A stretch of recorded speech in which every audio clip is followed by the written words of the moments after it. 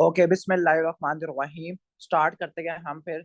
Okay, start करते हैं GIT के डाइवर्टिकुला को। डाइवर्टिकुला को समझने के लिए आपने ये पढ़ना है कि जो जीआईटी होती है उसकी चार लेयर्स होती है। म्यूकोजा, सब म्यूकोजा, मस्कुलरिस और सिरोजा। ठीक हो गया। सिरोजा उसके लिए होती है अगर आपका कोई विसरा इंट्रा पेरिटोनियल हो। अगर कोई इंट्रा पेरिटोनियल विसरा हो, उसकी जो आउटर कवरिंग है उसको सिरोजा कहते हैं। अगर कोई रेट्रो पेरिटोनियल हो तो उसमें एडवेंटिशिया का वर्ड इस्तेमाल होता है। तो जीआईटी की चार ईयर्स होती है। म्यूकोजा, सब म्यूकोजा, मस्कुलरिस और सिरोजा देखने को मिलता है।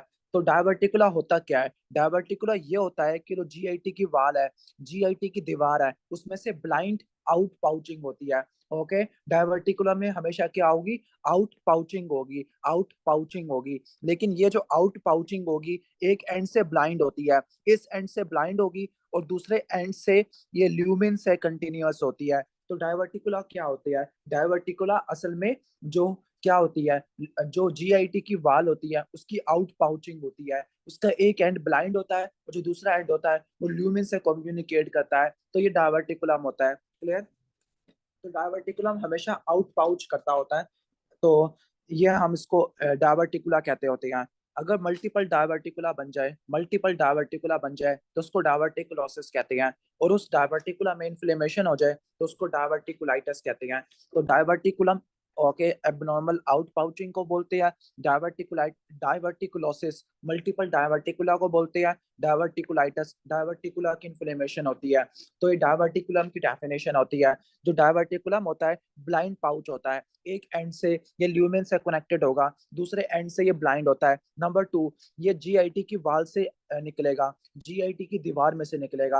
अब जो जीआईटी की दीवार होती है वो म्यूकोजा, सब म्यूकोजा, मस्कुलरिस और सिरोजा से बनती है। ठीक हो गया। अगर डायवर्टिकुलम के अंदर सारी लेयर्स हो, अगर डायवर्टिकुलम के अंदर सारी लेयर्स हो, म्यूकोजा, सब म्यूकोजा, मस्कुलरिस और सिरोजा, तो उसको बोलते हैं ट्रू डायवर्टिकुलम। तो ट्रू डायवर्टिकुलम में जो आउट पाउचिंग होती है वो सारी लेयर्स की होती है। जो फॉल्स डायवर्टिकुलम है या सूडो डायवर्टिकुलम है उसमें सिर्फ म्यूकोजा और सब म्यूकोजा की परफोरेशन देखने को मिलती है, आउट पाउचिंग देखने को मिलती है। ठीक हो गया। तो ट्रू डायवर्टिकुलम के अंदर सारी लेयर्स की आउट पाउचिंग होती है, सूडो डायवर्टिकुलम के अंदर सारी लेयर्स की आउट पाउचिंग नहीं होती, म्यूकोजा और सब म्यूकोजा की देखने को मिलती है। अब जो ट्रू डायवर्टिकुलम है उसकी एग्जांपल है मैकल्स डायवर्टिकुलम। जो मैकल्स डायवर्टिकुलम होता है जिसमें रूल ऑफ टू अप्लाई होता है, वाइटलो इंटेस्टाइनल डक्ट उसका रेमिनेंट होता है। ठीक हो गया। तो ये मैकल्स डायवर्टिकुलम ट्रू डायवर्टिकुलम होता है। जो फॉल्स डायवर्टिकुलम है इसके अंदर एग्जांपल आ जाती है जेनकर डायवर्टिकुलम। जेनकर डायवर्टिकुलम ये आपका फॉल्स डायवर्टिकुलम होता है, सिर्फ म्यूकोजा और सब म्यूकोजा आउट पाउच होता है। अब ये उन किन जगह पे आपको देखने को मिलता है? ये किन जगह पे देखने को मिलता है? जहां पर आपका जो वाजा रेक्टा होता है वो मस्कुलरिस एक्सटर्ना को परफोरेट करता है। तो यहाँ पे बता दूं, कहने का मतलब है, क्लियर? तो जो आपका कहने का मतलब है, जो मस्कुलरिस प्रोप्रिया लेयर है, मस्कुलरिस प्रोप्रिया, जो मस्कुलरिस प्रोप्रिया या मस्कुलरिस एक्सटर्ना, इसको वाजा रेक्टा परफोरेट करता है। अभी वाजा रेक्टा क्या होता है? वीस वाजा का मतलब है वैसल्स, रेक्टा का मतलब है स्ट्रेट वैसल्स। ठीक हो गया। ओके, तो एक बात रट्टा मारना है कि जो आपका सपोज ये आपकी सब म्यूकोजा है, ये सब म्यूकोजा है, सब म्यूकोजा में ब्लड वैसल्स बड़ी होती है। वो क्या करती है? मस्कुलरिस प्रोप्रिया को परफोरेट करती होती है। ठीक हो गया। असल में ब्लड वेसल बाहर से आती है और वो मस्कुलरिस प्रोप्रिया को परफोरेट करती होती है। अब मस्कुलरिस प्रोप्रिया को परफोरेट करती है तो मस्कुलरिस प्रोप्रिया में वीकेंट एरियाज क्रिएट हो जाती है। तो जिस जगह पे वाजा रेक्टा परफोरेट करती है मस्कुलरिस एक्सटर्ना को, वहां पे वीकनेस बन जाती है। वहां पे वीकनेस बन जाती है तो उस वीकनेस से आपका म्यूकोजा और सब म्यूकोजा क्या कर जाता है? आउट पाउच कर जाता होता है। तो ये बेसिक पैथोफिजियोलॉजी एक्सप्लेन करती है। तो जो आपका ट्रू डायवर्टिकुलम है उसमें मैकल्स डायवर्टिकुलम है, और जो फॉल्स डायवर्टिकुलम है इसमें क्लोन के डायवर्टिकुलम आ जाते हैं। जो क्लोन के डायवर्टिकुला होते हैं वो क्या होते हैं? फॉल्स या सूडो डायवर्टिकुला देखने को मिलते हैं। फॉल्स और सूडो इस वजह से कहते हैं इसमें सिर्फ म्यूकोजा और सब म्यूकोजा आपको देखने को मिलता है। म्यूकोजा सब म्यूकोजा मस्कुलरिस के थ्रू बाहर आउट पाउचिंग कर जाता होता है। ठीक हो गया। तो ये डायवर्टिकुला सबसे ज्यादा क्लोन में देखने को मिलते हैं। तो जो डायवर्टिकुला होते हैं जो डायवर्टिकुला होते हैं उसको आप कॉन्जेनाइटल या एक्वाइड इसमें डिवाइड करते होते हैं। तो इसकी एक टाइप होती है कॉन्जेनाइटल और एक्वाइड। जो कॉन्जेनाइटल होती है बाय बर्थ मौजूद होती है, जो एक्वाइड होती है किसी डिजीज की वजह से आपको देखने को मिलते हैं, कोई पार्टिकुलर रिस्क फैक्टर की वजह से देखने को मिलते हैं।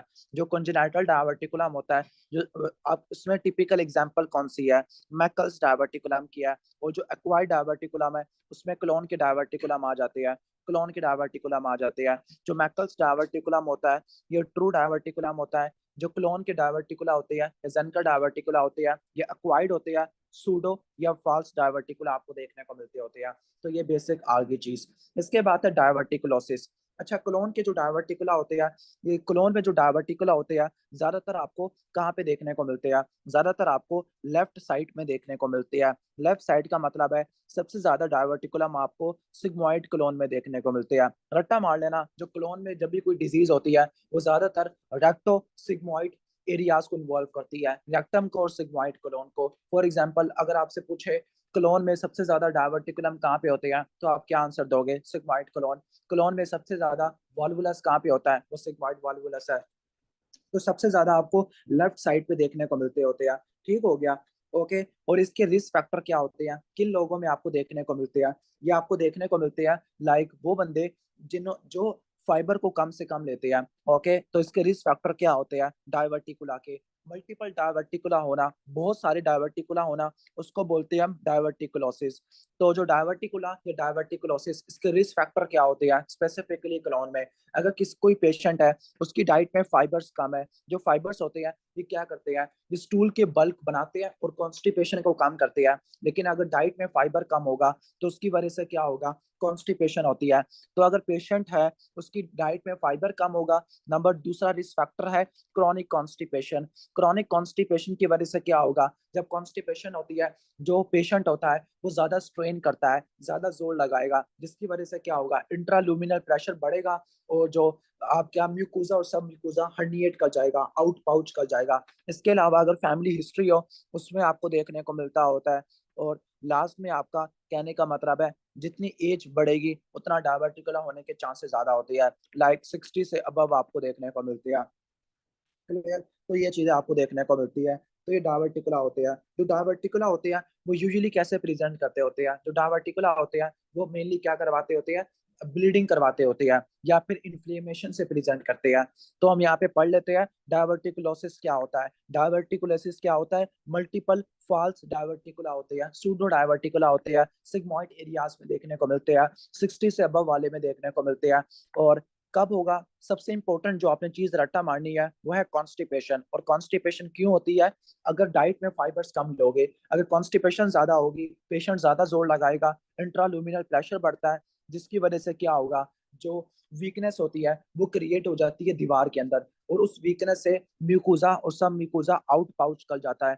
अभी मोटे लोगों में देखने को मिलता है ऐसी डाइट जिसमें फाइबर आपके, कहने का मतलब है फाइबर कम है, वेजिटेबल्स कम है, गोश्त वगैरह ज्यादा है, मीट वाली डाइट ज्यादा लेने की वजह से, फाइबर डाइट कम लेने की वजह से कॉन्स्टिपेशन होती है। और उसकी वजह से क्या होता है, डायवर्टिकुलोसिस होता है। जो डायवर्टिकुलोसिस होते हैं ये सिम्टोमेटिक होते हैं या वेग डिस्कम्फर्ट कराते हैं, लेकिन जो डायवर्टिकुलोसिस होती है ये ब्लीडिंग करवा देते हैं। अब चूंकि ब्लीडिंग क्लोन से हो रही है, और क्लोन कौन से पार्ट में आता है, लोअर जीआईटी में से आता है। तो जो लोअर जीआईटी की ब्लीडिंग है उसको बोलते हैं हिमाटोचीजिया। हिमाटोचीजिया, तो अगर पेशेंट को पेनलेस हिमाटोचीजिया हो, पेनलेस हिमाटोचीजिया हो और पेशेंट की एज 60 से अबव है, यानी अगर पेशेंट को पेनलेस हिमाटोचीजिया है, फ्रेश रेक्टल ब्लीडिंग है और एज 60 से अबव है, तो आपने कुछ चीजों को रूल आउट करना होता है। नंबर वन, आपने किन चीजों को रूल आउट करना है, नंबर वन आपने डायवर्टिकुलोसिस को या डायवर्टिकुला को रूल आउट करना है। नंबर टू, आपने रूल आउट करना है पाइल्स को या हेमोरॉइड को। और इसके अलावा आपने कैंसर को रूल आउट करना है। या फिर डायवर्टिकुला में इन्फ्लेमेशन होती है उसको डायवर्टिकुलाइटिस कहते हैं, जो कि फौरन ही प्रेजेंट कर जाता होता है, फौरन ही प्रेजेंट कर जाता होता है। ओके, अदरवाइज जो डायवर्टिकुला होता है वो सिग्मॉइड क्लोन को इन्वॉल्व करता है। जब सिग्मॉइड क्लोन को इन्वॉल्व करता है, सिग्मॉइड क्लोन आपका लेफ्ट साइड पे है, लेफ्ट साइड पे है तो उसका मतलब है पेशेंट को लेफ्ट लोअर क्वाड्रेंट पेन आपको देखने को मिलेगा। ओके, और इंटेस्टाइन है तो उसमें कॉलिक की पेन देखने को मिलेगा। तो डायवर्टिकुला या तो ब्लीडिंग करवाते हैं या फिर इन्फ्लेमेशन कराते हैं। Inflammation of diverticula, this is called diverticulitis and this is most common complication, most common complication है डायवर्टिकुला की। तो डायवर्टिकुलाइटिस वाला पेशेंट कैसे प्रेजेंट करेगा, लेफ्ट इलियक फोसा या लेफ्ट लोअर क्वाड्रेंट, इसमें सडन सीवियर पेन आपको मिलेगा। सडन सीवियर शार्प पेन आपको देखने को मिलेगा इस एरिया में। दूसरा आपने पॉइंट रट्टा मारना है, ओके। आपको टेंडरनेस मिलती है, टेंडरनेस का मतलब है हाथ लगा होगा उसको पेन होगा इसी जगह पर लेफ्ट लोअर क्वाड्रेंट के अंदर, ओके। इसके अलावा और आपको क्या देखने को मिलेगा, ओके। और आपको कहने का मतलब है काफी सीवियर पेन होता है, high grade fever, nausea, vomiting होती है। बस एक बात रट्टा मार लेना, जो सिग्मोइड डायवर्टिकुलाइटिस है ये बिल्कुल वैसा प्रेजेंट करता है जैसे अपेंडिसाइटिस होता है। यानी अपेंडिसाइटिस में जो पेन होता है वो राइट इलियक फोसा में होता है, सिग्मोइड डायवर्टिकुलाइटिस के अंदर लेफ्ट इलियक फोसा में पेन देखने को मिलता है। इसके अलावा पैरोटिनाइटिस वाली चीजें देखने को मिलती है, tenderness, rebound tenderness, guarding, rigidity, decrease bowel sound. तो हम जो सिग्मोइड डायवर्टिकुलाइटिस है, हम सिग्मोइड डायवर्टिकुलाइटिस को लेफ्ट साइडेड अपेंडिसाइटिस भी कह सकते हैं, क्योंकि ये अपेंडिसाइटिस वाली चीजें दे रहा है लेकिन है ये लेफ्ट साइड पर। उम्मीद है कि समझ आ गया होगा, क्लियर। तो डायवर्टिकुलाइटिस क्या होता है, इन्फ्लेमेशन ऑफ डायवर्टिकुला होता है। जब इन्फ्लेमेशन होती है तो इन्फ्लेमेशन में क्या होता है, वेजोडाइलेशन होती है, जिसकी वजह से ब्लड आपका सारा का सारा प्लाज्मा उसमें दीवार में चला जाएगा, वाल की थिकनिंग आपको देखने को मिलती है।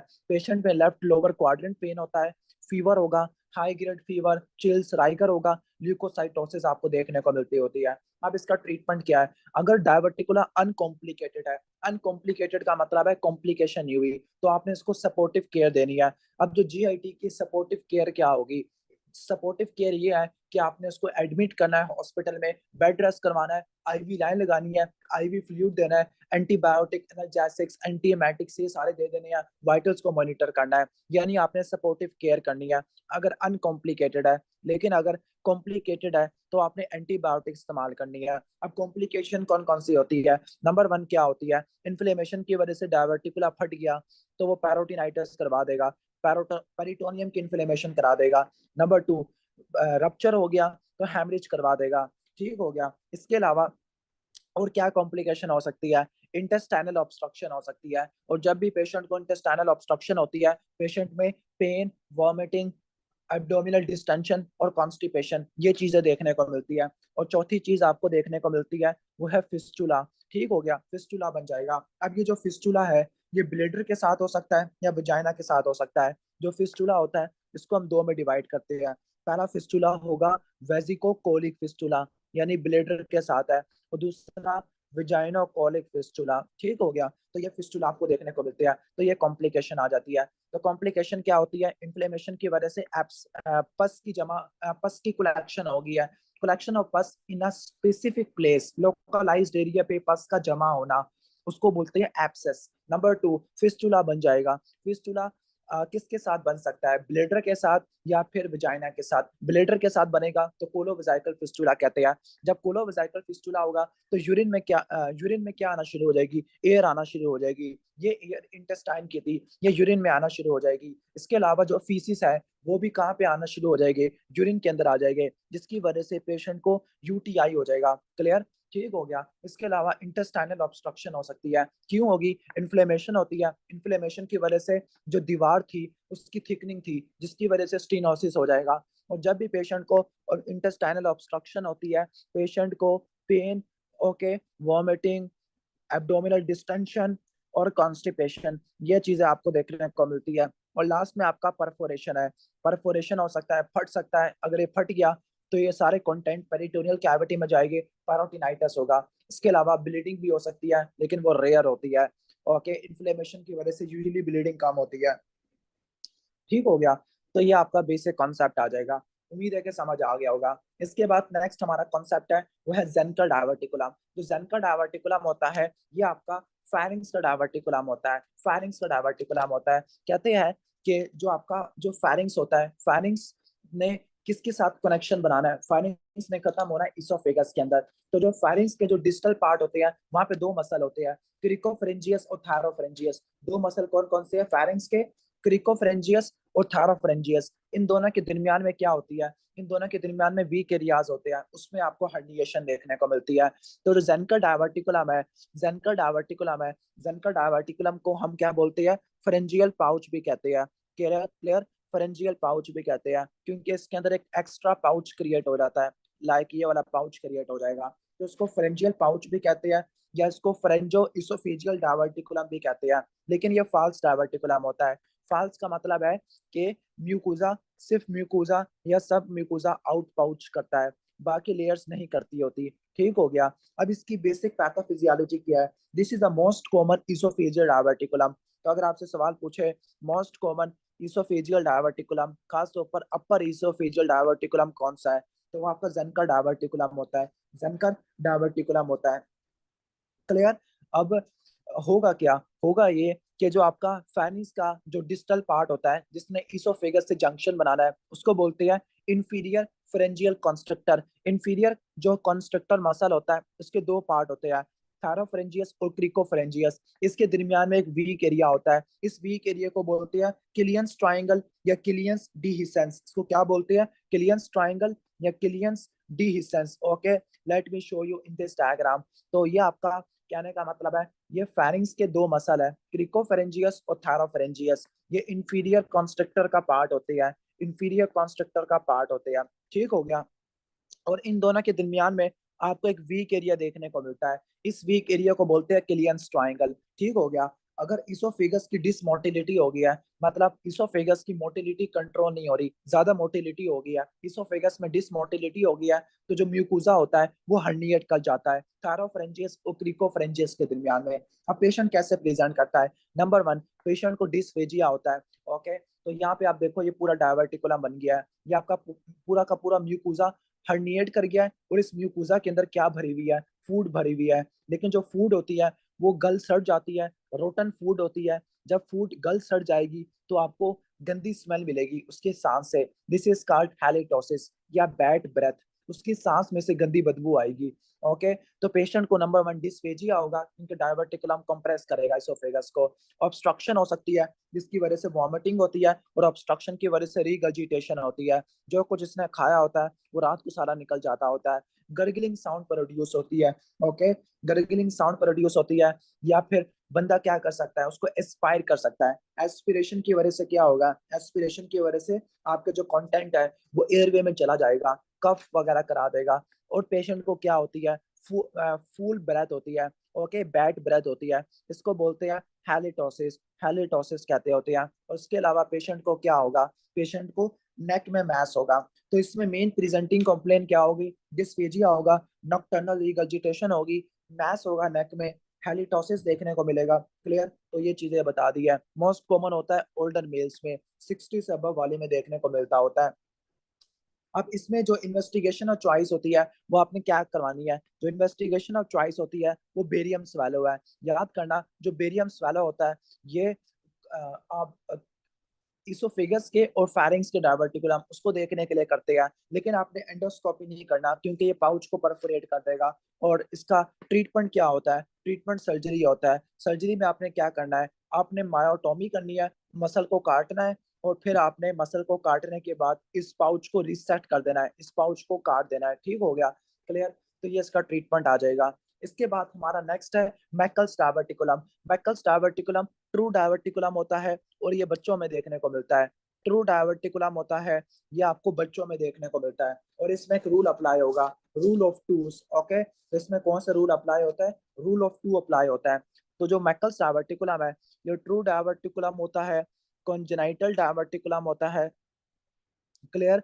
कॉन्जेनाइटल डायवर्टिकुलम होता है। अब इसमें होगा क्या? इसमें होगा क्या कि जो एक नॉर्मली होता क्या है, नॉर्मली आपके एम्ब्रियोनिक लाइफ में ये आपकी पूरी इंटेस्टाइन है, ये आपकी इंटेस्टाइन है, और ये आपकी अम्बलाइकस है, ये अम्बलाइकस है। इन दोनों को जोड़ने वाला एक वो होता है, एक पाउच होता है, इसको बोलते हैं वाइटिलिन पाउच या वाइटिलिन डक्ट। इनको जोड़ने वाला कौन सी होती है? मिड गट को या इंटेस्टाइन को अम्बलाइकस से जोड़ने वाली कौन सी होती है? वाइटिलिन डक्ट होती है। जो वाइटिलिन डक्ट होती है, नॉर्मली वाइटिलिन डक्ट रिग्रेस हो जाती है, लेकिन अगर वाइटिलिन डक्ट रिग्रेस नहीं हो पाई, परसिस्ट कर गई, तो उसकी वजह से क्या बनेगा? इसकी वजह से क्या बनेगा? मैकल्स डायवर्टिकुलम होता है। ट्रू डायवर्टिकुलम होता है क्योंकि सारी लेयर्स आपको देखने को मिलती है। कॉन्जेनाइटल डायवर्टिकुलम होता है, बच्चों में देखने को मिलता होता है। रूल ऑफ टू अप्लाई होता है, रूल ऑफ टू अप्लाई होता है। अब आपने सारे रूल्स रट्टा मार लेने हैं। रूल ऑफ टू कहाँ अप्लाई होता है? रूल ऑफ टू अप्लाई होता है, कहने का मतलब है मैकल्स डायवर्टिकुलम के अंदर। रूल ऑफ 10 ये कहाँ पे अप्लाई होता है? ओके, रूल ऑफ 10 अप्लाई होता है आपका फियोक्रोमोसाइटोमा में। रूल ऑफ 9 ये कहाँ पे अप्लाई होता है? रूल ऑफ 9 आपका अप्लाई होता है वेलस रूल ऑफ 9 बर्न्स वाले पेशेंट में अप्लाई होता है। ठीक हो गया। तो ये बच्चों में आपको देखने को मिलता होता है। तो ये ट्रू डायवर्टिकुलम होता है। ओके, ट्रू डायवर्टिकुलम होता है। और क्यों होता है कि जो वाइटिलिन डक्ट या ओम्फैलोमेसेंटेरिक डक्ट है वो परसिस्ट कर जाती है, उसके परसिस्टेंस की वजह से आपको देखने को मिलता होता है। अब इसमें ना एक्टोपिक गैस्ट्रिक टिश्यू होता है, एक्टोपिक गैस्ट्रिक और पेनक्रियाटिक टिश्यू होता है। जब एक्टोपिक गैस्ट्रिक टिश्यू है तो वो क्या करेगा, ओके, वो हाइड्रोजन को सिक्रीट करेगा, हाइड्रोजन को सिक्रीट करेगा तो पेशेंट को क्या होगा, पैप्टिक अल्सर डिजीज या अल्सरेशन आपको देखने को मिलती है। ओके, पैप्टिक अल्सरेशन आपको देखने को मिलती है। मोस्ट कॉमन कॉन्जेनिटल एनोमली या जीआईटी की। इसके अलावा जो आपका ट्रू डायवर्टिकुलम या मैकल्स डायवर्टिकुलम होता है और कैसे प्रेजेंट करता होता है। मैकल्स डायवर्टिकुलम की जो मोस्ट कॉमन प्रेजेंटेशन होती है वो हिमेटोचीजिया होती है। अब देखो ये जो डायवर्टिकुलम है ये आइलियम पे बना हुआ है, आइलियम पे। और आइलियम कहाँ पे आती है, लोअर जीआईटी में आती है। लोअर जीआईटी में आती है तो ये लोअर जीआई ब्लीड करवाएगा और लोअर जीआई ब्लीड में क्या होगा, हिमेटोचीजिया होगा। क्लियर। तो जो आपका मैकल्स डायवर्टिकुलम है वो कैसे प्रेजेंट करता होता है। मैकल्स डायवर्टिकुलम मोस्ट कॉमनली एसिम्प्टोमेटिक होते हैं, प्रेजेंट ही नहीं करते होते, लेकिन पेनलेस हेमरेज करवाता है जिसको आप क्या बोलते हो, हेमाटोचीजिया कहते हैं। इसके अलावा इंटू ससेप्शन करा सकता है। ओके, इंटू ससेप्शन करा सकता है। मैकल्स डायवर्टिकुलम की वजह से इंटू ससेप्शन होगी। इंटू ससेप्शन का मतलब है कि इंटेस्टाइन का एक पार्ट दूसरे पार्ट के अंदर इनकॉर्पोरेट हो गया है, या फिर इस डायवर्टिकुला की इन्फ्लेमेशन हो सकती है, दिस इज कॉल्ड डायवर्टिकुलाइटिस। या फिर इस डायवर्टिकुला में peptic ulcer disease, peptic ulceration आपको देखने को मिलती होती है, या फिर इंटेस्टाइनल ऑब्स्ट्रक्शन करा देगा इस पार्ट की। क्लियर। तो ये कैसे प्रेजेंट करता होता है, राइट लोअर क्वाड्रेंट पेन कराता होता है। अब ये जो राइट लोअर क्वाड्रेंट पेन है, आप कंफ्यूज हो जाओगे कि ये अपेंडिसाइटिस है या फिर ये मैकल्स डायवर्टिकुलाइटिस है। तो आपने अपेंडिसाइटिस को रूल आउट करना होता है इसके साथ। ठीक हो गया, अपेंडिसाइटिस को आपने रूल आउट करना है क्योंकि अपेंडिसाइटिस में भी राइट लोअर क्वाड्रेंट पेन होता है, इसमें भी देखने को मिलता है। इसके अलावा ये इंटेस्टाइनल ऑब्स्ट्रक्शन कराता है दो मैकेनिज्म के जरिए। नंबर वन, इनटू ससेप्शन के जरिए जिसमें एक पार्ट दूसरे पार्ट में इनकॉर्पोरेट हो जाएगा, या फिर जो इंटेस्टाइन होती है वो अपनी ही मेजेंट्री के अराउंड रोटेट हो जाती है, ऑब्स्ट्रक्शन करा देती है।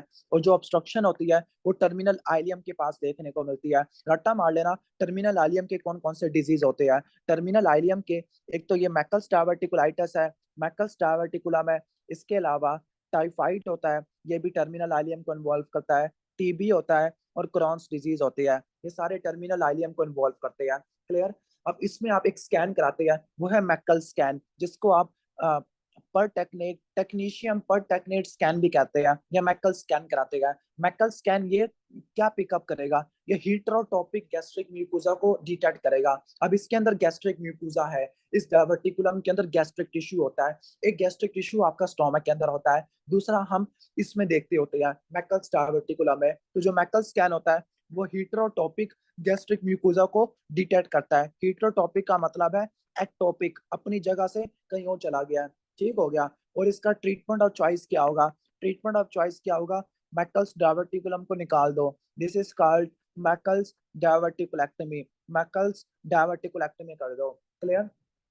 अब इसमें रूल ऑफ टू अप्लाई होता है। लाइक नंबर वन, ये 2 टाइम्स कॉमन होता है मेल्स में। नंबर टू, 2 इंचेस लॉन्ग होता है, 2 feet from ileocaecal valve. Ileocaecal valve से 2 फीट क्या होता है, 2 फीट आपका प्रोक्सिमल पड़ा होता है, 2 फीट प्रोक्सिमल पड़ा होता है। 2% पॉपुलेशन में देखने को मिलता होता है। फर्स्ट 2 इयर्स में प्रेजेंट कर जाता है। 2 टाइप्स के टिश्यू होते हैं, गैस्ट्रिक और पेनक्रियाटिक। जो गैस्ट्रिक टिश्यू होता है ये क्रॉनिक पैप्टिक अल्सर डिजीज ये करवा देगा। क्लियर। तो ये चीजें आपको देखने को मिलती होती है। इसके बाद नेक्स्ट हमारा है, ये तो हमारा अच्छे से फिनिश हो गया। इसके बाद नेक्स्ट हमारा कॉन्जेनाइटल डिजीज है, वो है हर्षप्रंग डिजीज। हर्षप्रंग डिजीज, ठीक हो गया। क्लियर। हर्षप्रंग डिजीज, रट्टा मार लेना कि अगर आपके जो गैंग्लियंस है उनकी डी जनरेशन है, ओके, अगर हमारे जो माइंटेरिक प्लेक्सिस है, जो हमारा माइंटेरिक प्लेक्सिस है, माइंटेरिक प्लेक्सिस जिसको और बैक प्लेक्सिस भी कहते हैं, मोटिलिटी को कंट्रोल करता है।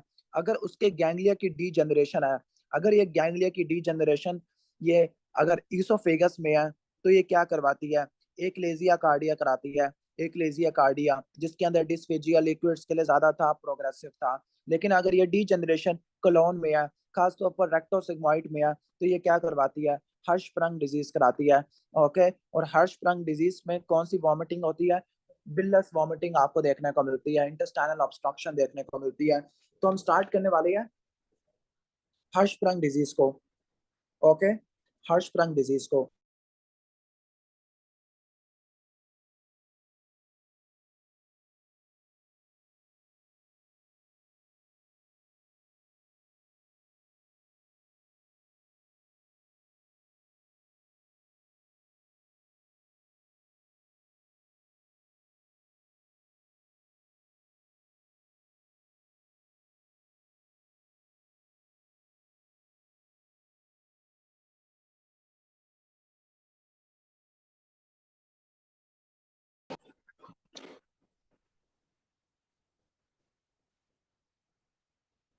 ओके, थोड़ी सी इंटरप्शन आ गई दरमियान में। अब आपको स्क्रीन नजर आ रही है?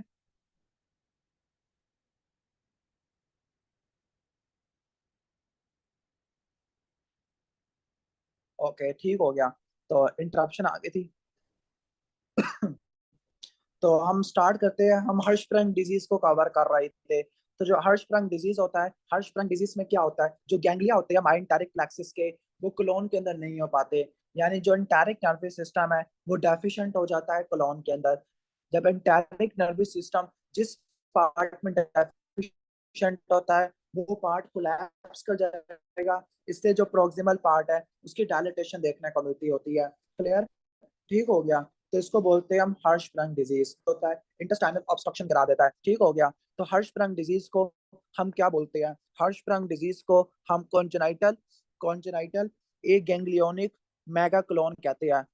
कॉन्जेनाइटल ए गैंग्लियोनिक मेगाक्लोन। अब इसको हम ए गैंग्लियोनिक क्यों कहते हैं? क्योंकि इसमें जो माइंटारिक प्लेक्सस है या जो आपका और बैक प्लेक्सस है, यानी जो माइंटारिक और मीजनर, इन दोनों के गैंग्लिया डेफिशिएंट होते हैं। कॉन्जेनाइटल दैट मींस पैदाइशी होता है, बाय बर्थ प्रेजेंट करता है। और मेगाक्लोन, मेगाक्लोन का मतलब ये है कि जिस पार्ट में गैंग्लिया नहीं होगा वो पार्ट कोलैप्स हो जाएगा, और इससे पहले वाला पार्ट उसकी डिस्टेंशन हो जाती है। This is called congenital megacolon. ठीक हो गया। तो कॉन्जेनाइटल मेगाकोलोन होता है, इसमें होगा क्या? इसमें जो गैंग्लिया सेल्स होते हैं, मीजनर और माइंटारिक दोनों के डेफिशिएंट हो जाते हैं। ठीक हो गया। वो भी डिस्टल सेगमेंट ऑफ कोलोन के अंदर, डिस्टल सेगमेंट ऑफ कोलोन के अंदर। यानी इसके अंदर जो मीजनर प्लेक्सिस है और जो माइंटारिक प्लेक्सिस है दोनों ही एब्सेंट हो जाएगा। दोनों ही एब्सेंट हो जाएगा। ओके, जब दोनों ही एब्सेंट हो जाएंगे तो एक बात आपने रट्टा मारनी है। जो आपका अफेक्टेड पोर्शन है, जिस पार्ट में कोई गैंग्लिया ही नहीं है, मीजनर या आपके माइंटारिक के, वो पार्ट क्या हो जाएगा? वो पार्ट कॉन्स्ट्रिक्टेड हो जाएगा। कॉन्स्ट्रिक्टेड हो जाएगा। कॉन्स्ट्रिक्टेड हो जाएगा। कॉन्स्ट्रिक्टेड हो जाएगा, जिसकी वजह से क्या होती है? ऑब्स्ट्रक्शन होती है। जिसकी वजह से क्या होती है? ऑब्स्ट्रक्शन होती है। असल में ये जो गैंग्लिया होते हैं ना, ये इनहिबिटरी होती है। ये ना मसल्स की कॉन्ट्रैक्शन को इनहिबिट किए हुए होते हैं। जब ये इनहिबिटरी गैंग्लिया उड़ जाते हैं तो उसकी आपकी क्या होती है? कॉन्स्ट्रक्शन देखने को मिलती है। मतलब जो आपके स्मूथ मसल है वो टोनिक कॉन्ट्रैक्शन होती है, हमेशा के लिए ही कॉन्ट्रैक्ट रह जाएगी, जिसकी वजह से ऑब्स्ट्रक्शन देखने को मिलती है। तो जो आपका अफेक्टेड पोर्शन है उसमें इनहिबिटरी गैंग्लिया नहीं है, टोनिक कॉन्ट्रैक्शन होती है और ऑब्स्ट्रक्शन होती है। जो प्रोक्सिमल पोर्शन है उसमें क्या होगी? उसकी डिस्टेंशन हो जाएगी। डिस्टेंशन हो जाएगी क्यों? क्योंकि फीसिस सारे एक्यूमुलेट होना शुरू हो गया, आगे जा नहीं पा रहे। तो ये चीजें आपको देखने को मिलती होती है। ठीक हो गया। अब होता क्यों है? जो आपके गैंग्लिया होते हैं, एंटेरिक नर्वस सिस्टम के जो गैंग्लिया है, माइंटेरिक और मीजनर, उनको बनाने वाला न्यूरल क्रस्ट सेल्स है। अगर न्यूरल क्रस्ट सेल्स माइग्रेट नहीं कर पाए, किस जीन की म्यूटेशन की वजह से? आरईटी जीन की म्यूटेशन की वजह से। तो अगर आरईटी जीन की म्यूटेशन होगी, न्यूरल क्रस्ट सेल्स माइग्रेट नहीं कर पाएंगे, जिसकी वजह से क्या होगा? गैंग्लिया डेफिशिएंट होगे। रट्टा मार लेना, जो आरईटी जीन की म्यूटेशन होती है ये मैन 2A और 2B इनमें भी आपको देखने को मिलती होती है। अब पेशेंट कैसे प्रेजेंट करेगा? ओके, अब ये जो पेशेंट होता है, ओके, कहने का मतलब है पेशेंट बिलस वॉमिटिंग के साथ प्रेजेंट करता होता है। ओके, यानी हम इसकी जो प्रेजेंटेशन है इसको दो में डिवाइड करते हैं। एक आपका इन्फेंट है या न्यू बॉर्न है, दूसरा आपका चाइल्ड है। जो इन्फेंट होता है वो कैसे प्रेजेंट करता है? वो फौरन प्रेजेंट कर देगा, बिलस वॉमिटिंग के साथ प्रेजेंट कर जाएगा। ओके, बिलस वॉमिटिंग देखने को मिलती है, एब्डोमिनल डिस्टेंशन देखने को मिलती है, और डिलेट मीकोनियम है। डिलेट मीकोनियम है। नॉर्मली जो मीकोनियम होता है ना, मीकोनियम वो 48 आवर्स में पास कर देता है बेबी। न्यूबॉर्न। लेकिन अगर नहीं पास कर रहा तो आपने हर्शस्प्रंग डिजीज को और इम्परफोरेट एनस को इसको रूल आउट करना है। अगर कुछ छोटा बच्चा है या उससे बड़ा है, इन्फेंट से बड़ा है, वो कैसे प्रेजेंट करेगा? वो क्रॉनिक कॉन्स्टिपेशन के साथ प्रेजेंट करेगा। ठीक हो गया, क्लियर? तो ये चीजें आपको देखने को मिलती है। तो इसमें क्या होगा, जो प्रोक्सिमल पोर्शन है वो डायलेट हो जाएगा, जो अफेक्टेड पोर्शन है वो कॉन्ट्रैक्टेड हो जाएगा। इन दोनों के दरमियान में एक ट्रांजिशन जोन आपको देखने को मिलेगा। क्लियर?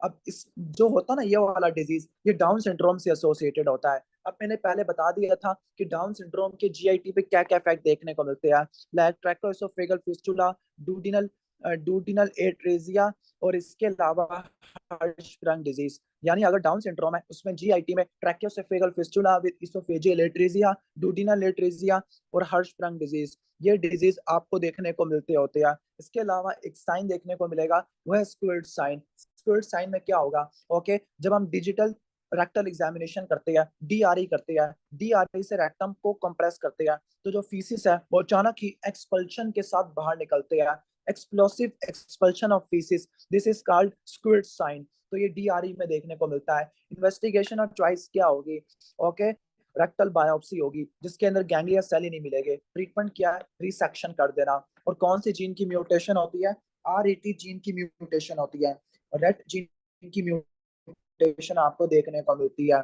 ठीक हो गया? तो सिंपल अगर मैं बताऊं, जो आपका मेगा क्लोन है, जो मेगा क्लोन है उसके दो काजेज है। ओके, जो मेगा क्लोन है यानी क्लोन की डिस्टेंशन होना ड्यू टू ऑब्स्ट्रक्शन, ऑब्स्ट्रक्शन हुई है, प्रोक्सिमल पार्ट की डिस्टेंशन हो गई है, इसको बोलते हैं मेगा क्लोन। तो जो मेगा क्लोन है इसके कॉजेस को दो में डिवाइड करना है, कॉन्जेनाइटल और एक्वाइर्ड। कॉन्जेनाइटल और एक्वाइर्ड, कॉन्जेनाइटल के अंदर बता दिया आपको कि हर्शस्प्रंग डिजीज को आपने रूल आउट करना है, हर्शस्प्रंग डिजीज को रूल आउट करना है। और आपका एक्वाइर्ड के अंदर किनको आपने रूल आउट करना है, नंबर वन शगास डिजीज, याद करना ये मेगा इसोफेगस भी कराता था, एक लिजिया कार्डिया भी कराता था। नंबर टू मलिग्नेंसी, खास तौर पर क्लोन की मलिग्नेंसी, इसमें आपने रूल आउट करना है। Number three toxic mega clone, जो कि अल्सरेटिव कोलाइटिस की कॉम्प्लिकेशन होती है। इन तीन डिजीज को आपने रूल आउट करना है। ठीक हो गया? ऑलमोस्ट ये हमारा फिनिश हो गया है। इसके बाद है मैल रोटेशन होना। नॉर्मली हमने एम्ब्रियोलॉजी के अंदर इसको कवर किया था कि जो आपकी मिड गट होती है वो रोटेट होती है, तकरीबन कितने डिग्री की होती है, 270 की होती है। 270 में जो 180 की होती है वो हर्निएशन के दौरान देखने को मिलती है, और जो 90 डिग्री की होती है वो आपको जब इंटेस्टाइन वापस आती है उस वक्त देखने को मिलती है। नॉर्मली जो मिड गट होता है वो रोटेट करता है 270 डिग्री से। ठीक हो गया? लेकिन अगर ये रोटेशन ना हो पाए तो जो आपकी आप कहने का मतलब है जो गट होती है उसकी पोजीशन ही खराब हो जाती है। पोजीशन ऐसे खराब होती है कि जो आपका स्मॉल बोविल है वो आपका राइट, और जो लार्ज बोविल है, क्लोन है, वो आपका लेफ्ट साइड पे चला जाएगा। नॉर्मली जो आपका होता है, क्लोन होता है, ये आपका नॉन क्लोन एवा होता है। ठीक हो गया? और इंटेस्टाइन दरमियान में ऐसे पड़ी हुई होती है, यानी इंटेस्टाइन सेंटर में होती है और क्लोन पेरिफेरल होता है। लेकिन अगर ऐसा हो कि रोटेशन नहीं हो पाई तो जो क्लोन है वो लेफ्ट साइड पे चला जाएगा और स्मॉल इंटेस्टाइन राइट साइड पे चली जाती है। इसके अलावा जो डिजीज है ये एक एबनॉर्मल फाइबरस बैंड बना देता है, यानी जो क्लोन है वो किससे बैंड बना लेगा, लीवर के साथ बना लेगा। इस एबनॉर्मल फाइबरस बैंड को क्या बोलते हैं, इस एबनॉर्मल फाइबरस बैंड को बोलते हैं हम lead bands, lead bands. Okay, lead bands की फॉर्मेशन आपको देखने को मिलती है इस डिजीज के अंदर। और जब बैंड्स की फॉर्मेशन होती है, जो बैंड्स होते हैं वो क्या करेंगे, डूडिनम को ऑब्स्ट्रक्ट कर सकते हैं प्रेशर लगाने से, या वॉल्वुलस कर सकते हैं। वॉल्वुलस का मतलब है कि जो आपका कोई विसरा है, इंटेस्टाइन है, अपनी ही मिजेंट्री के अराउंड रोटेट कर गई है, तो उसको बोलते हैं वॉल्वुलस। क्लियर? तो ऑलमोस्ट ये हो जाएगा। इसके बाद इंटरसेप्शन है और वॉल्वुलस है। Okay, clear? इससे पहले मैं आपको एक बेसिक कॉन्सेप्ट दे देता हूँ, intestinal obstruction.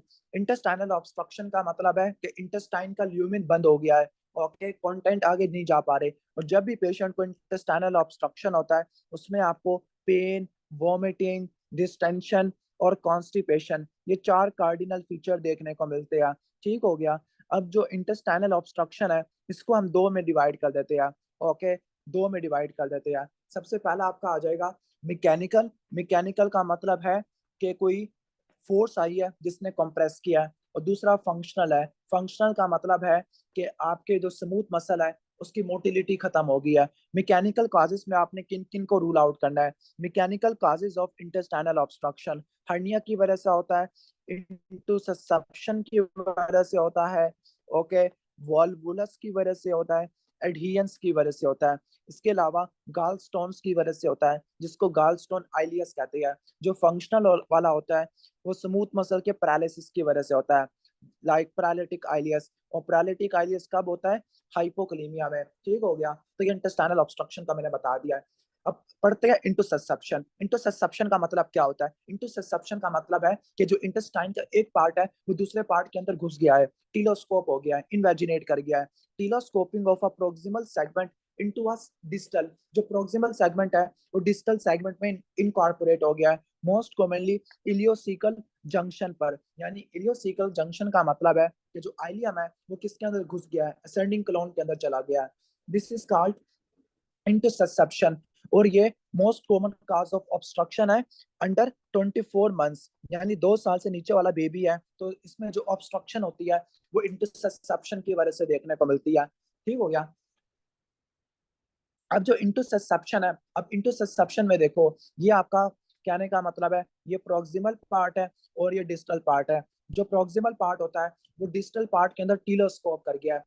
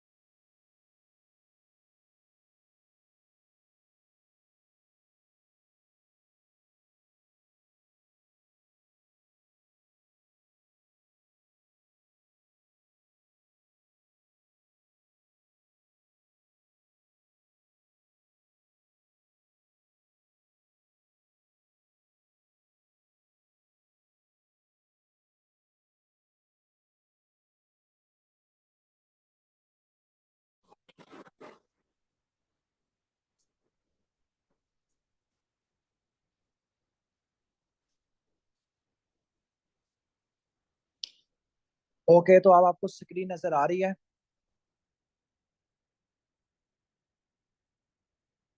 Kindly tell me screen आपको विजिबल है ताकि हम स्टार्ट करें। ओके, तो थोड़ी इंटरप्शन हो रही है इसमें, तो हम इसको फिनिश करते हैं। इंटरसेप्शन के अंदर क्या है, जो प्रोक्सिमल पार्ट होता है वो डिस्टल पार्ट में टीलोस्कोप कर जाता है, खास तौर पर इलियोसिकल जंक्शन में। तो ये इन्फेंट्स में देखने को मिलता है, इडियोपैथिक होता है, लेकिन ये रोटा वायरस की वैक्सीनेशन के बाद देखने को मिलता है। तो इसमें क्लासिकल हिस्ट्री मिलती है कि रोटा वायरस, कहने का मतलब है रोटा वायरस की वैक्सीनेशन लगाई गई है। रोटा वायरस की वैक्सीनेशन होती है ये 14 वीक्स पे लगती होती है। उसकी वजह से क्या होगा? वायरस का इन्फेक्शन हो जाएगा, मतलब वैक्सीन में जो वायरस था वो एक्टिवेट हो जाएगा, जो आगे क्या करवाएगा? पेयर पैचेस की हाइपरट्रॉफी करा देगा। जो पेयर पैचेस होते हैं ये आइलियम के अंदर लिम्फोसाइट एग्रीगेट होते हैं। जो लिम्फाइट एग्रीगेट होते हैं आइलियम के अंदर उसको बोलते हैं पेयर पैचेस। जब ये पेयर पैचेस आपके, कहने का मतलब है ये अगर वो हो जाते हैं, हाइपरट्रॉफी हो जाती है, तो ये लीड पॉइंट का काम करती है। लीड पॉइंट का मतलब है कि जिस जगह पर पेयर पैचेस की हाइपरट्रॉफी होती है उस जगह पे जो प्रोक्सिमल पार्ट है वो डिस्टल पार्ट के अंदर इनकॉर्पोरेट हो जाता है। This is called lead point, जहाँ पे प्रोक्सिमल पार्ट डिस्टल पार्ट में इनकॉर्पोरेट हो जाता है। अब चिल्ड्रन के अंदर क्या क्या काज होते हैं और अडल्ट में क्या कॉमन लीड पॉइंट्स होते हैं? चिल्ड्रन के अंदर मोस्ट कॉमन लीड पॉइंट क्या है? मैकल डावर्टिकुलम। जहाँ पे मैकल्स डावर्टिकुलम होगा उसी जगह पर प्रोक्सिमल पार्ट डिस्टल में घुस जाएगा। या फिर आईजीए वास्कुलाइटस, जिसको बोलते हैं हिनोच शॉलिन परपरा। ठीक हो गया, वास्कुलाइटस की वजह से भी आपको इंटरसेप्शन देखने को मिलता है। इसके अलावा रोटा वायरस है या एडिनो वायरस है, इन वायरस की वजह से क्या होता है? पेयर पैचेस की हाइपरट्रॉफी होती है, वो भी लीड पॉइंट का काम करता है। अडल्ट में इंट्रा लुमिनल मैस है कोई, या फिर ट्यूमर है, क्लोन का कैंसर है, उसकी वजह से इंटरसेप्शन देखने को मिलती है। तो अब इंटरसेप्शन है, आइलियम की ऑब्स्ट्रक्शन है क्योंकि वो कोलोन के अंदर घुस चुकी है, तो स्मॉल बोवल ऑब्स्ट्रक्शन देखने को मिलेगा, like pain, vomiting, distension, constipation होती है। और वास्कुलर कॉम्प्रोमाइज हो गया, मतलब अगर ऑब्स्ट्रक्शन हो गया, अगर इसकी वैसल्स कंप्रेस हो गया, तो उसकी वजह से क्या होगा, इस्कीमिक पेन होगा, और इस्कीमिक पेन की वजह से नेक्रोसिस भी आपको देखने को मिलती है।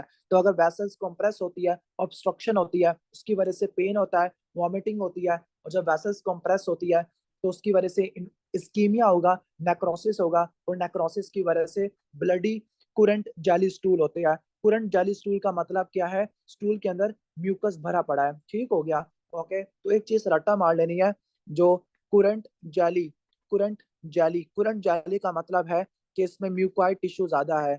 अगर पेशेंट को कुरेंट जेली स्टूल आते हैं तो आपने कहाँ पे जाना है, इनटू ससेप्शन में जाना है। इनटू ससेप्शन के अंदर अगर राइट करंट जेली स्पुटम आता है, अगर स्पुटम है तो आपने कहाँ पे जाना है, आपने क्लेप्सिला को रूल आउट करना है। तो ये दो इंपॉर्टेंट एमसीक्यू पॉइंट बता दिया है। फिजिकल एग्जामिनेशन करोगे तो राइट इलिक फोसा पे क्या मिलेगा, राइट साइड ऑफ एब्डोमेन पे क्या मिलेगा, सोसेज शेप मैस आपको देखने को मिलेगा, ठीक हो गया। इसके अलावा जो बेबी होता है उसको इतना ज्यादा सीवियर पेन है कि वो अपनी टांगों को चेस्ट से जोड़ लेगा, यानी वो क्यों करेगा, लेग टू चेस्ट पोजीशन, ताकि पेन को क्या कर सके, ईज कर सके, पेन को रिलीव कर सके। तो अपनी लेग्स को ड्रा कर लेगा टुवर्ड्स द चेस्ट। तो ये चीजें देखने को मिलती है।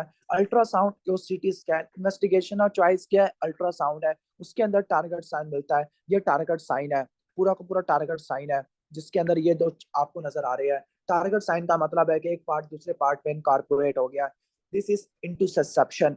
इसके बाद है आपका वॉल्वुलस। ओके, वॉल्वुलस में क्या होता है, वॉल्वुलस में जो इंटेस्टाइन होता है, जो बोवल होता है, वो अपनी ही मिजेंट्री के अराउंड ट्विस्ट कर जाता है, जिसकी वजह से क्या होता है, जब अपनी मिजेंट्री के अराउंड ट्विस्ट कर जाएगा, जो इंटेस्टाइन है उसमें बल आ जाएगा, जिसकी वजह से उसकी ऑब्स्ट्रक्शन होती है, ऑब्स्ट्रक्शन की वजह से इन्फेक्शन होता है। लाइक अगर आप इस डायग्राम से देखो, इस डायग्राम में ये पूरा आपको ये नजर आ रहा होगा, क्लियर। तो ये पूरा सिग्मोइड वाल्वुलस है, जो के ऑब्स्ट्रक्शन करवा गया है, ठीक हो गया। तो सिग्मोइड वाल्वुलस में क्या होता है, सिग्मोइड वाल्वुलस में जो सिग्मोइड क्लोन है अपनी ही मेसेंट्री के अराउंड ट्विस्ट कर गया है, ट्विस्ट कर गया है, ऑब्स्ट्रक्शन करवा देगा और इन्फेक्शन करवा देगा। सबसे ज्यादा जो वाल्वुलस होते हैं वो आपको इंटेस्टाइन में देखने को मिलते हैं, मिड गट में देखने को मिलते हैं। तो वाल्वुलस को हम दो में डिवाइड करते हैं, गैस्ट्रिक वाल्वुलस, मिड गट वाल्वुलस, और सिग्मोइड वाल्वुलस। जो आपका गैस्ट्रिक वाल्वुलस होता है ये कब आपको देखने को मिलेगा, जब कोई पैरा इसोफेजियल हर्निया है। पैरा इसोफेजियल हर्निया को क्या बोलते हैं, रोलिंग हर्निया कहते हैं। यानी मैंने आपको बताया था कि जो हाइडल हर्निया होता है दो तरीके का होता है, स्लाइडिंग और पैरा इसोफेजियल। जो स्लाइडिंग वाला था वो गर्ड करवाता है गैस्ट्रोएसोफेगल रिफ्लक्स डिजीज। जो पैरा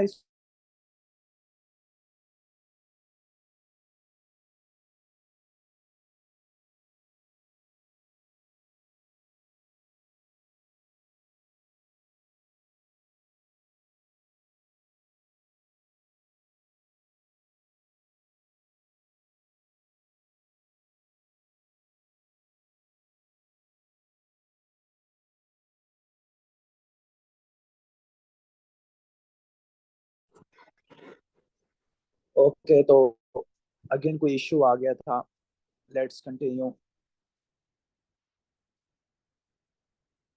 ओके, तो हम इसको दोबारा पढ़ लेते हैं। वॉल्वुलस का मतलब क्या है, कि जो बोविल होता है उसका एक पार्ट ट्विस्ट कर गया है अपने ही मेजेंट्री के अराउंड। अब इसमें जो स्टोमक का वॉल्वुलस होता है वो आपको हाइडल हर्निया में देखने को मिलता है, लाइक रोलिंग हर्निया, पैराइसोफेजियल हर्निया में देखने को मिलता है। जब स्टोमक का वॉल्वुलस होगा, वॉल्वुलस की वजह से क्या होगा, गैस्ट्रिक ऑब्स्ट्रक्शन होती है, स्टोमक की ऑब्स्ट्रक्शन होती है, स्टोमक की ऑब्स्ट्रक्शन होती है तो पेशेंट को सिवियर एपिगैस्ट्रिक पेन मिलेगा, ड्राई हीविंग आपको देखने को मिलती है, और आप एनजी ट्यूब पास नहीं कर पाते, एनजी ट्यूब स्टोमक में एंटर नहीं हो पाएगी, क्लियर। तो ये चीज देखने को मिलती है। जो मिड गट का वाल्वुलस होता है बच्चों में देखने को मिलता है। जो सिग्मॉइड वाल्वुलस है ये बूढ़े पेशेंट में देखने को मिलता है, सीनियर्स में देखने को मिलता है। और सिग्मॉइड वाल्वुलस में आपको ये कॉफी बीन साइन देखने को मिलता है, ओमेगा साइन या कॉफी बीन साइन, ये देखने को मिलता होता है, क्लियर। तो ये पूरा बताया हुआ सिग्मॉइड क्लोन अपनी मेसेंट्रिक के राउंड रोटेट कर गया, बल आ गया, जिसकी वजह से आपको ओमेगा साइन देखने को मिलेगा ये करके, या कॉफी बीन साइन देखने को मिलता होता है। ट्रीटमेंट क्या होता है, आपने इस पार्ट की रिसेक्शन कर देनी है। तो इससे आगे वाले जो पार्ट्स हैं उनको कंटिन्यू करते हैं नेक्स्ट मीटिंग के अंदर।